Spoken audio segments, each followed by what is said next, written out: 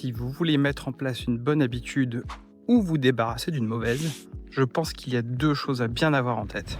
La première, c'est que ça va être un marathon. Ce qu'on peut lire sur le sujet, c'est souvent qu'il faut au minimum 90 jours de pratique ou d'abstinence pour vraiment ancrer ces nouveaux comportements. Ça paraît énorme et c'est souvent pour ça que c'est aussi dur. Mais en même temps, quand on y pense, dans le cas d'une mauvaise habitude, c'est assez évident. Si vous avez passé des années à faire quelque chose, il est normal que ça vous prenne du temps de changer un comportement qui est devenu si automatique. La deuxième chose qui est fondamentale, c'est vraiment d'être focalisé sur ce que vous êtes en train de changer. Je pense qu'on a tous connu cette excitation quand on est en train de changer des choses dans nos vies. On démarre plein de choses à la fois, on se disperse, on se fatigue, on rate, on est frustré et du coup on arrête tout. C'est vraiment important d'être focalisé sur un changement à la fois et une bonne façon de mettre ça en place, c'est d'écrire dans un journal. Bien sûr, vous pouvez y mettre la date, l'objectif, mais ce qui va être important, c'est d'y revenir régulièrement pour y écrire votre ressenti. C'est ce qui va vous permettre, quelques jours, quelques semaines plus tard, voire quelques mois, de vous rendre compte du chemin parcouru,